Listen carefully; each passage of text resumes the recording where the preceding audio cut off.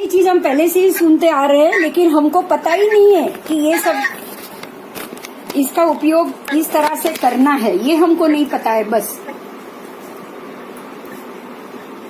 है ना। देखिए अभी मैं आपको एक बड़ी बात ये बच्चे को देखकर समझा रही हूँ।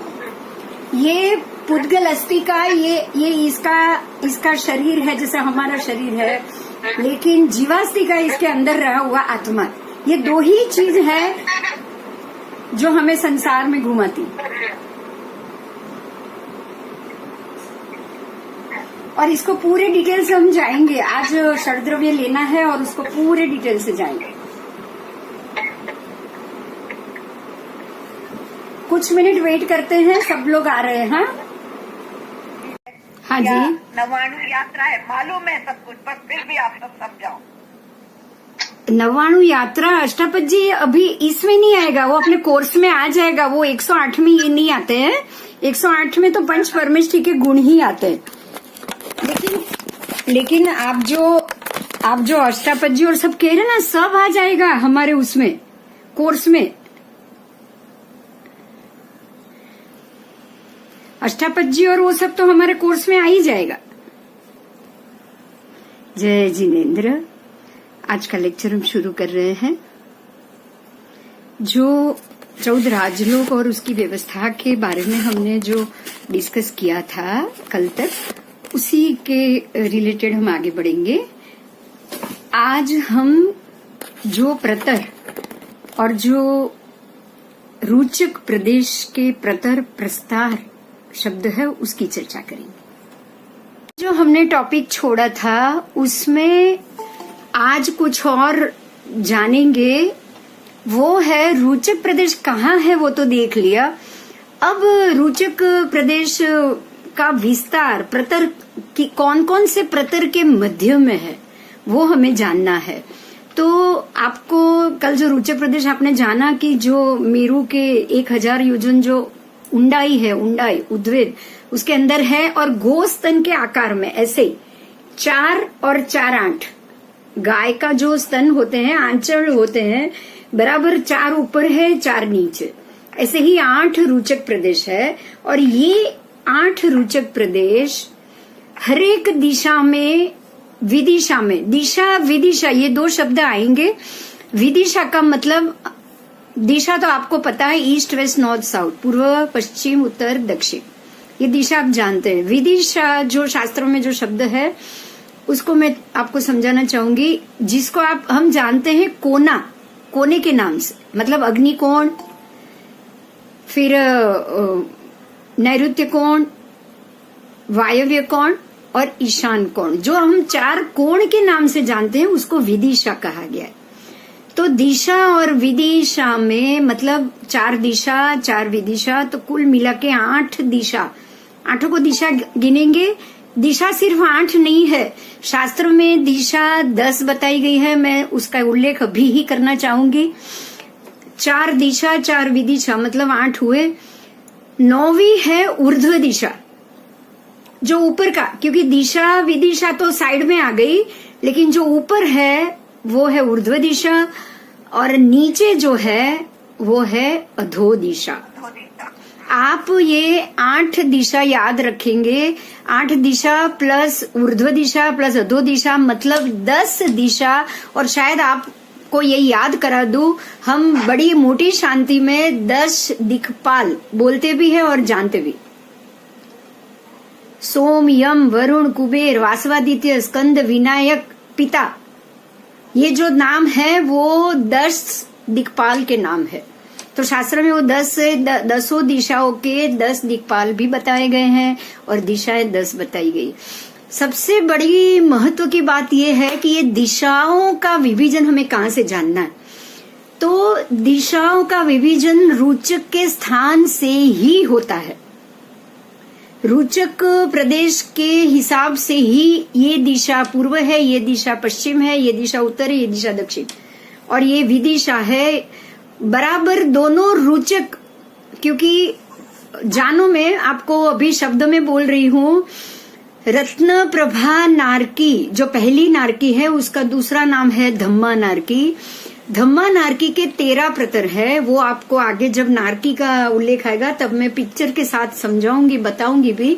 लेकिन आप ये जान लो, प्रतर का मतलब है एक एक पड़। पड़ का मतलब जैसा हम अगर 13 माला का बिल्डिंग हो तो हम बोलेंगे ना ये first floor, second floor, third floor. ऐसे ही प्रतर आते हैं। प्रतर का मतलब है ये पहला बेज, ये दूसरा बेज, ये तीसरा बेज, ये चौथा बेज, उसको प्रतर माना जाएगा। तो जो रत्नप्रभा नारकी के पहले 2 प्रतर है, पहला और दूसरा, तो पहला प्रतर है उसको ऊर्ध्व रूचक, पहले प्रतर के नीचे ये 2 बराबर रूचक के बीच का गैप हो गया। देखो आपको ये 2 प्रतर के बीच में गैप दिखाई दे रहा है, बराबर। ऊपर के प्रतर में 4 रूचक प्रदेश ऐसे है, ऐसे ऐसे ऊर्ध्व, जैसे मेरी 4 उंगली ऐसे ऐसे जॉइंट है, ऐसे 4 उंगली। और नीचे के प्रतर में, जैसे ये नीचे का प्रतर है, बराबर ऐसे जॉइंट। मतलब दोनों रूचक के बीच, दोनों प्रतर के बीच में पहला ऊर्ध्व प्रतर और अधो प्रतर, पहला प्रतर और दूसरा प्रतर, दोनों प्रतर के बराबर बीच में 8 रूचक प्रदेश इस प्रकार से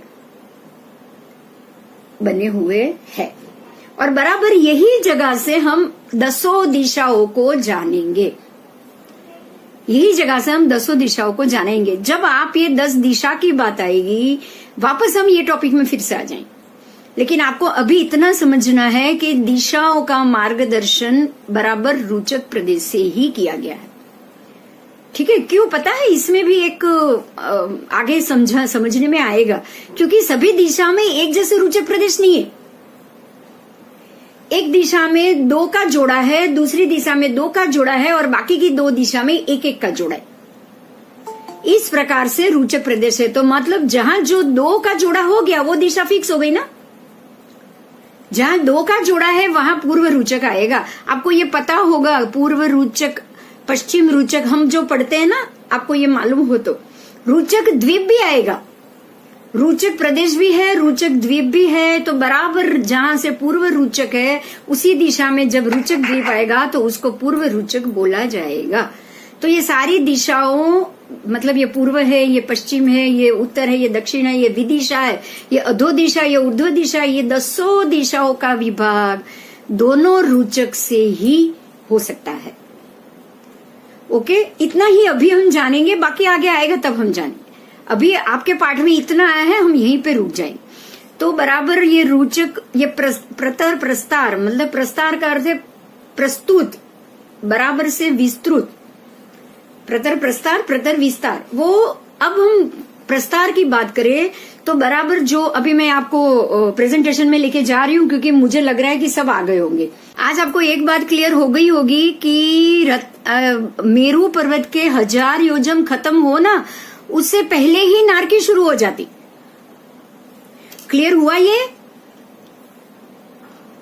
क्योंकि नारकी के 2 प्रतर मेरू के अंदर ही आ गए। मेरू के जो 1000 योजन जो नीचे उद्वैत बोला था ना कल हमने, वहीं पे ही नारकी के 2 प्रतर आ गए। क्योंकि रूचक तो मेरू के 1000 योजन में ही अंदर गड़ा हुआ है। तो रत्नप्रभा नारकी उसके 1000 योजन खत्म हो उससे पहले ही शुरू हो जाती।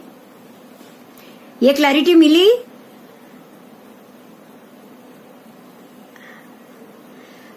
चलो अभी बस हम शुरू करेंगे। प्रेजेंटेशन दिख रहा है, बहुत अच्छी बात है। देखो वापस ये रूचक प्रदेश आ गए। अभी आपको इतना समझना है कि ये जो 1000 योजन जो नीचे है ना, गहराई भूमि के अंदर लिखा हुआ है, देखो है वो 8 के 8 रूचक प्रदेश रत्नप्रभा के ऊपर पहली प्रतर है, नीचे दूसरा प्रतर। तो आपको ये समझना है कि जैसे ये जो लाइन शुरू हो गई ना पहला प्रतर वाली, वहां से ही रत्नप्रभा नारकी शुरू हो गई है। ओके ओके, ये कल हमने नहीं जाना था ना, इसलिए आज मैं समझा रही हूँ। ओके, मेरे ख्याल से क्लियर हो गया है। वापस आएगा जब पहली नारकी, तब इसको हम वापस से ध्यान से देख लेंगे। बराबर। ये 8 के 8 रूचक प्रदेश, ये 8 के 8 रूचक प्रदेश रत्नप्रभा की ऊर्ध्व पहले प्रतर के नीचे और दूसरे प्रतर के ऊपर। ठीक है, ऐसे ही आठों के आठों बैठे हुए हैं। अब यहीं से हम आठों नहीं 10 दिशाओं का अध्ययन किया जाता है। देखो अभी आपको समझाऊं मैं कैसे अध्ययन होगा। देखो ये सूर्य चंद्र ग्रह यहां से आ रहे हैं और ऐसे गोलाई में मेरू से घूम रहे हैं। सूर्य चंद्र मंगल पूर्व से आएंगे, बराबर प्रदक्षिणावर्त मेरू से घूमते हैं। मेरू पर्वत है। अब इस टॉपिक को भी हम आज समझेंगे, आप समझने की कोशिश करो। ये सभी ग्रह नक्षत्र पर जो बाहर के ऊपर की जो पृथ्वी है वहां से 790 योजन ऊपर 790 योजन ऊपर रहकर ये घूमते हैं और बराबर दक्षिणावर्त प्रदक्षिणा क्रम में वो गोल गोल मेरू को मध्य में रखते हुए घूमते हैं। तो अब देखोगे आपको पता चल जाएगा, जैसे रुचक है तो जो रुचक के उस तरफ की जो सामने वाली पहली दिशा है वो पूर्व हो गई, क्योंकि वहां से सारे ग्रह आ रहे। ये जो है ना इस तरफ की राइट, ये जो भूमि के अंदर लिखा है ना जो शब्द, ये भूमि के अंदर लिखा है ना जो बाजू में ये ऐसे क्रॉस वाला एरो वो है पूर्व। फिर ये अग्नि, उसके बाद नीचे आएगा दक्षिण, इस प्रकार से जाएगा। फिर से बोल रही हूँ, ये पूर्व है, पूर्व के बाद आएगा आपका अग्निकोण, अग्निकोण के बाद दक्षिण दिशा, दक्षिण दिशा के बाद आएगा नैऋत्य कोण, नैऋत्य कोण के बाद आएगा पश्चिम दिशा। मतलब ये एरा अगर पूर्व में है, देखो मैं लकड़ी से बता रही हूँ, ये आड़ी लाइन पूर्व है तो सामने बराबर आड़ी लाइन पश्चिम है। ऐसी जो लाइन बैठेगी वो पूर्व और पश्चिम बैठेगी। मेरी उंगली है वो पूर्व है और सामने की तरफ पश्चिम। ये क्लैरिटी मिली? बराबर। लेकिन एक बात और पूछनी थी कि जो रुचक प्रदेश है, हाँ, जैसे दक्षिण दिशा की तरफ आपने दिखाए हैं। रुचक प्रदेश चारों दिशाओं में है, चारों दिशा, चारों विदिशा। 8 रुचक है ना, तो आठों के आठों जगह होंगे, है ही, तभी तो 8 है। हाँ जी, हाँ जी। शायद मैं वो कर्सर से बताऊंगी तो दिखेगा। रुको एक मिनट, देखो अभी दिख रहा है, अभी दिख रहा है ना? ठीक है। बस वो कर्सर से करना पड़ेगा, मैं हाथ से कर रही थी ना, वो नहीं होगा। देखिए ये बराबर है ना, ये बराबर वो पूर्व है। अब ये जो आया पूर्व के बाद का कोना, वो आ जाएगा अग्निकोण। फिर जो देखो मैं नीचे बता रही हूँ, ये अष्टरुचक प्रदेश लिखा हुआ है ना, वो है दक्षिण। उसके बाद ये है वायव्य, उसके बाद ये आया पश्चिम, जो पूर्व आया बराबर उसके सामने पश्चिम आया। पश्चिम के बाद आएगा वायव्य, वायव्य के बाद आएगा उत्तर और उत्तर के बाद आएगा ईशान। ठीक है, बराबर इस प्रकार से 8 4 दिशा 4 विदिशा हम रुचक प्रदेश से ही जानेंगे। क्लियर हुई मेरी बात? पहुंचना हमारे बस की तो बात है नहीं। देवता भी जमीन के नीचे है, तो जमीन के नीचे देवता का भी तो जाना हो सकता है, पॉसिबल होता होगा। क्यों पता है? एक बात समझना, क्योंकि रत्नप्रभा नारकी के पहले और दूसरे प्रदर के मध्य में, और यहाँ पे ही आपको आगे भवनपति देवों के निवास स्थान आप पाओगे। तो जब हम भवनपति देवों के निवास स्थान आएंगे ना, तब इसको वापस चर्चा करेंगे। ओके, तब आपको पता चलेगा कि यहाँ कौन कौन से देव जा सकते, कौन कौन से देव आ सकते। भवनपति देवों का निवास स्थान रत्नप्रभा नारकी के बिल्कुल ऊपर ही है, तब हम इसकी चर्चा वापस करेंगे। अब हम चलते हैं वापस आपके प्रेजेंटेशन में।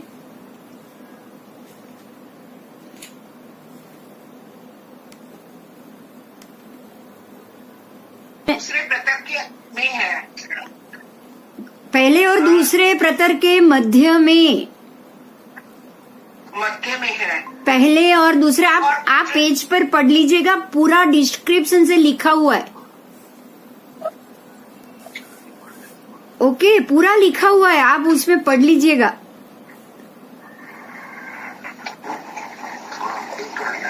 सब लिखा हुआ है, आप जरूर पढ़ लीजिएगा। अब यहाँ से एक और चीज है, वो जान लो पहले। समभूतला रुचक प्रदेश का स्थान ही दिशा विदिशा का प्रभव स्थान है। प्रभव स्थान मतलब उसकी उत्पत्ति स्थान, और वही इस तिर्यक लोक का मध्य स्थान, मतलब यही तिर्यक लोक का भी मध्य स्थान, यही दिशा और विदिशा का भी प्रभव स्थान। रुचक स्थान, संभूतल स्थान, दिशा प्रभव स्थान, ये तीनों एक ही स्थान है। आप इतना समझ सकते हो। आप ये तीनों की अलग अलग जगह नहीं देखनी। साथ ही साथ में मेरू पर्वत के, अब एक और चीज यहाँ है, उसको जानो। मेरू पर्वत के वनखंड आदि की ऊंचाई वगैरह। अब मेरू पर्वत के वनखंड मतलब पहला वनखंड कितना ऊंचा, दूसरा वनखंड कितना ऊंचा, वो भी हम यहीं से ही नापेंगे। उसके बाद अधोग्राम की शुरुआत, एक अधोग्राम करके जगह है, उसकी शुरुआत भी इस रुचक के ही प्रारंभ से होती है। अधोग्राम की डिटेल में हम बाद में जानेंगे अधोग्राम क्या है, मगर यह अधोग्राम की शुरुआत भी यहां से हम करेंगे, इस रुचक से ही करेंगे। और वहीं से ही 1000 योजन की गहराई लेनी है।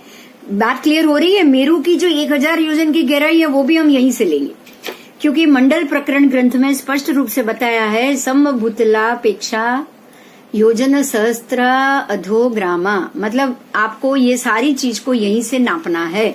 इसी संभूतला रुचक प्रदेश के लिए भगवती सूत्र, स्थानांक सूत्र, नंदी सूत्र वृत्ति, फिर नंदी चूर्णी, जमुदी प्रज्ञप्ति, तत्वार्थ वृत्ति, आवश्यक सूत्र, विशेष आवश्यक भाष्य, लोक प्रकाश, क्षेत्र समास, संग्रहणी, जीवा जीवाभिगम सूत्र, प्रज्ञापना, सूर्य प्रज्ञप्ति, चंद्र प्रज्ञप्ति, मंडल प्रकरण आदि अनेक सूत्रों में इसकी बातें बताई गई है। आप इतना सोचो कि आप कितने बड़े बड़े ग्रंथों की बातें जान रहे हो। आप इतना सोचो कि इतने ग्रंथ गौरव को लेकर आप जा रहे हो, इस विषय को पढ़ने के लिए जा रहे हो। अच्छी बात है ना हमारे लिए। आप यही सोचो बस कि परमात्मा की बातों को हम जान पा रहे। तो जिज्ञासुओं को गुरुगम से जान लेना चाहिए, बराबर।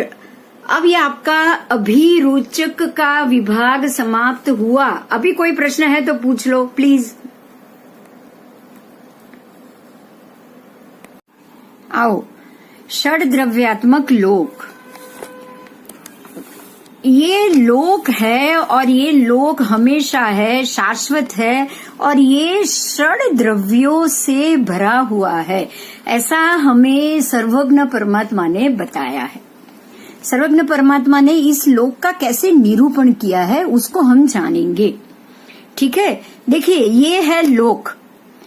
मैं फिर से इसकी चर्चा करूंगी। कर्सर है वहां पर, देखिए ये पूरा अलोक है। काला जो विभाग है ना आसपास, वो पूरा आलोक है, ये पूरा आलोक है।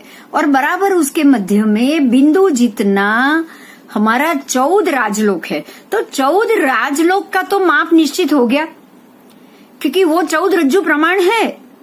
लेकिन आलोक का कभी भी माप निश्चित आएगा नहीं, असंख्य असंख्य असंख्य योजन जाएगा। 14 रज्जु भी एक नाप है, हाँ? आप इतना समझना, 14 रज्जु का राजलोक मतलब ये एक फिक्स योजन के अंदर इसका प्रमाण आ गया। लेकिन ये अलोक है ना, वो बिल्कुल फिक्स नहीं, क्योंकि अनंत अनंत है, उसको आप नाप ही नहीं सकते। उसके लिए वो एक शब्द आया था, आपको ये पता हो तो, कि अगर कोई देव 14 राजलोक का भी अगर आप योजन और उसमें देखने जाए ना, तो अगर कोई देव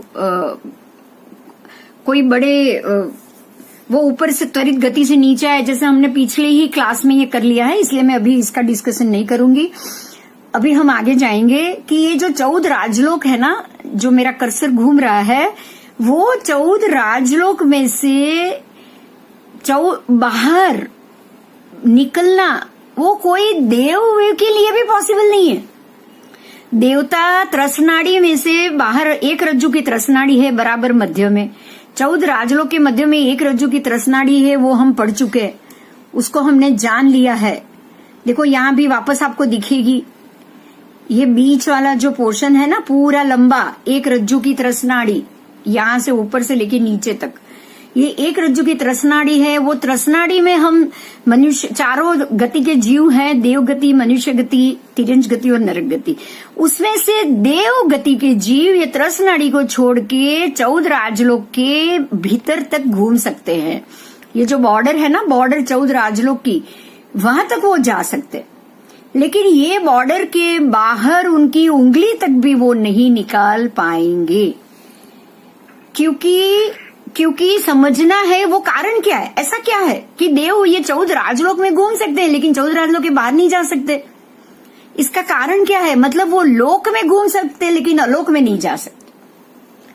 देव लोक में घूम सकते, जो 14 राजलोक है वही लोक है, वो लोक में घूम सकते, लेकिन वो जो अलोक है, जो ये चारों तरफ काला बना हुआ है, वो अलोक में देव अपनी उंगली तक बाहर नहीं निकाल सकते। इसका कारण क्या?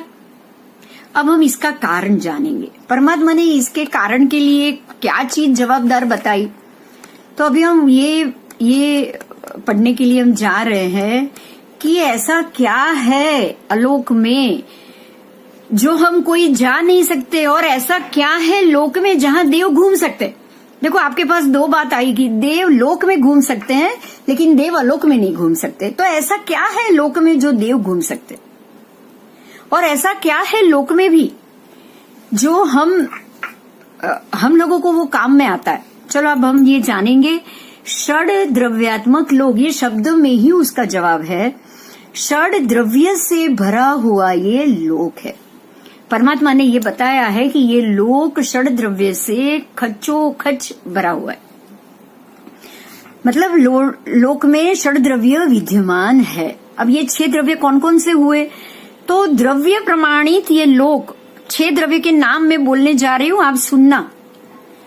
धर्मास्तिकाय, सबसे पहला शब्द है धर्मास्तिकाय, उसके बाद है अधर्मास्तिकाय, उसके बाद है आकाशास्तिकाय, उसके बाद है पुद्गलास्तिकाय, उसके बाद आएगा काल, और ये जीवास्तिकाय। ये सभी 6 द्रव्य है।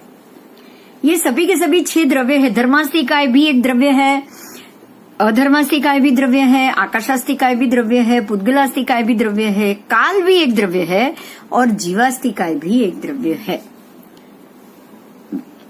ये सब काल को भी अस्तिकाय ही मानना है, क्योंकि ये सबके सब समूह में। अब अस्तिकाय का मतलब हम जानेंगे। अस्तिकाय का अर्थ है समूह, एक बहुत बड़ा समूह। अगर कोई छोटा सा सूक्ष्म अणु परमाणु हो तो उसको अस्तिकाय नहीं कहा जाएगा, लेकिन सारे सूक्ष्म अणु परमाणु इकट्ठा होके एक जत्था बन जाए, स्कंध बन जाए, एक बड़ा सा टुकड़ा बन जाए, इतना बड़ा टुकड़ा बन जाए, तो वो उसके अंदर सभी सूक्ष्म परमाणु का समूह इकट्ठा हो गया, मतलब ये अस्तिकाय बन गया। अस्तिकाय का मतलब है समूह। आप अभी सिर्फ इतना ही जानो, बराबर। अब हम आगे जाएंगे। अब हम ये षड द्रव्य के सभी अस्तिकायों को डिटेल से पढ़ने जा रहे हैं। लोक षड द्रव्य से भरा हुआ है। अभी आप इतना जानो, बाकी का पिक्चर हम वापस फिर से खोलेंगे। अभी हम यही षड द्रव्यात्मक लोक के बारे में डिस्कशन करेंगे। हम जिस विश्व में रहते हैं उसे जैन दर्शन की भाषा में लोक कहा गया है। तो लोक क्या है, उसके उत्तर में जैनागमों के अंतर्गत आया हुआ उत्तराध्ययन सूत्र, उसमें यह कहा गया है कि धर्मास्तिकाय, अधर्मास्तिकाय, आकाशास्तिकाय, काल, पुद्गल, इन सबसे बना हुआ और जीव, ये सब 6 मिलकर जहां रहते हैं। देखिए ये 6 मिलकर जहां रहेंगे उसको लोक कहा गया है, और ये 6 जहां पर नहीं रहते हैं उसको अलोक है। बहुत इजी सिंपल वर्ड है। आपको ये 6 द्रव्य जहां मिलेगा उसको आप लोक मानोगे, और जहां पे ये 6 द्रव्य नहीं मिल रहे हैं उसको हम अलोक मानेंगे। एकदम सिंपल रास्ता है, ठीक है। तो अब और आगे पढ़ो। ये सब धर्मादि, मतलब ये जो 6 द्रव्य है वो असंख्य तथा अनंत प्रदेशों का समूह है, इसीलिए उसको अस्तिकाय कहा गया है। वैसे तो धर्म एक ही शब्द आएगा, अगर उसमें एक सिंगल सूक्ष्म परमाणु है तो धर्म एक ही शब्द आएगा, लेकिन ये एक परमाणु तो हो ही नहीं सकते, ये असंख्य परमाणु से युक्त है, जुड़े हुए, इसीलिए उनको असंख्य अनंत प्रदेशों का समूह होने के कारण इनको अस्तिकाय कहा गया है। ओके, तो ये आपके 6 द्रव्य और ये अस्तिकाय। अगर इसमें कोई क्वेश्चन है तो आप पूछ लीजिए प्लीज, क्योंकि इसको तो हमें बहुत लंबे तक पढ़ना है। कोई क्वेश्चन है इसमें? या आपको समझ में आ गया? हाँ मैम। आ गया ना, बहुत इजी है। अब इसको देखो, मैं आपको एक इसी में से दो चीज को मैं मेरा खुद का एग्जाम्पल देके समझा रही हूँ। जैसे कि ये मेरा शरीर है, तो शरीर पुद्गल हुआ, तो मेरा पुद्गल मेरे अंदर ये चमड़ी का क्या एक छोटा सा परमाणु है या पूरा चमड़ी का समूह है? आप अगर ये चमड़ी को छोटा ऐसा टुकड़ा कर दो जिसका मैं और विभाजन ना कर पाऊं, ऐसा छोटा सा अणु में चमड़ी का निकालूं जिससे मैं और विभाजन ना कर पाऊं, तो वो हुआ सूक्ष्म परमाणु। अब इतने से तो मेरी पूरी चमड़ी बनेगी नहीं, मेरा पूरा पुद्गल बनेगा नहीं। पुद्गल में मतलब मेरा शरीर। तो अब मेरा शरीर क्या छोटे से एक कण के परमाणु के, चमड़ी के परमाणु के सूक्ष्म टुकड़े से मेरा शरीर बन सकता है? नहीं बन सकता। तो मेरा शरीर जो छोटे से परमाणु से बना है वो पुद्गलास्थि काय हुआ। जैसे गर्भ में एकदम पहले तो इतना ही गर्भ होता है ना, वीर्य कितना छोटी मात्रा में होता है जिसमें से जीव अंदर आके जन्म लेता है, उसमें से 9 महीने में बच्चा बनता है ना। तो जो 9 महीने के बाद वो जो आप गर्भ में ही आप एक बच्चे के स्वरूप में बढ़े, तो आपका ही पुद्गल अस्थि काय सूक्ष्म से लेकर बड़ा हुआ कि नहीं? वो बड़े में से आज अगर मैं 50 साल की हुई तो वो बड़ा हुआ कि नहीं? तो पुद्गल अस्थि काय को आप ऐसे जानोगे।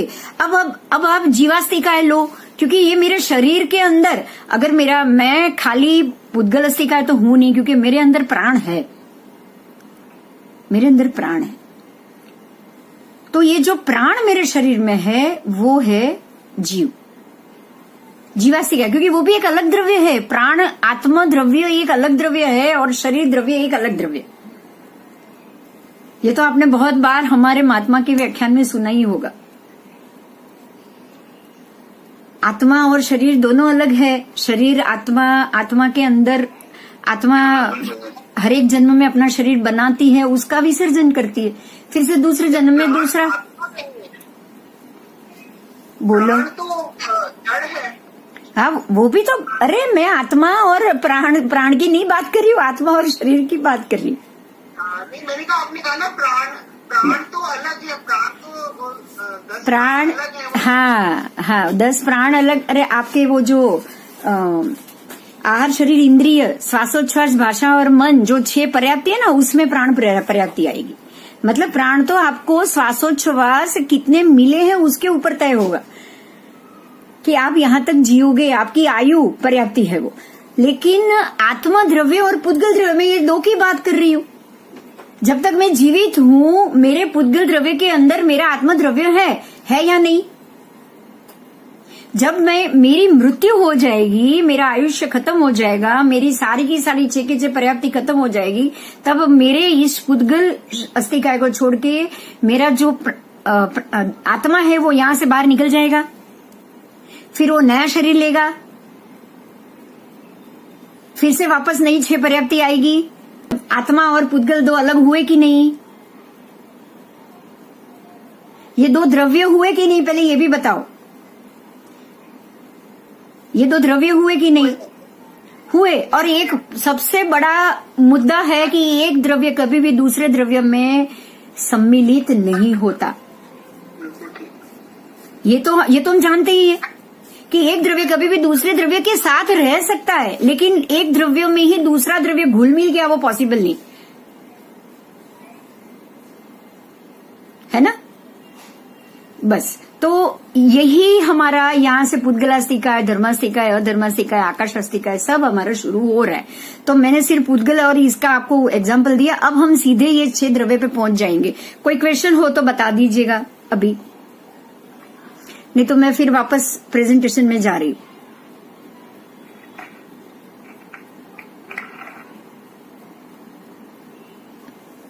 चलो अभी हम धर्मास्थि काय, सबसे पहले हम धर्मास्थि काय की बात करेंगे। धर्मास्थि काय क्या है? तो धर्मास्तिकाय एक ऐसा द्रव्य है जो जीव और पुद्गलों को चलने में सहायता करता है। आपको जीवास्तिकाय और पुद्गलास्तिकाय दो तो मैं और मेरा शरीर हो गया, लेकिन मेरा शरीर चलता कैसे है, मूव कैसे कर रहा है, मतलब मैं घूम कैसे रही हूं। मेरा आप अभी आप देख रहे हो मेरा हाथ घूम रहा है, मेरे शब्द बोलने से मेरा शरीर घूम रहा है, मेरा मुंह घूम रहा है, मैं उठती हूँ, बैठती हूँ, घूम सकती हूँ। किसके लिए, किसके सहारे? तो वो धर्मास्तिकाय के सहारे। तो जो जीव और पुद्गलों को चलने में सहायता करे वो धर्मास्तिकाय कहा जाता है। गति की शक्ति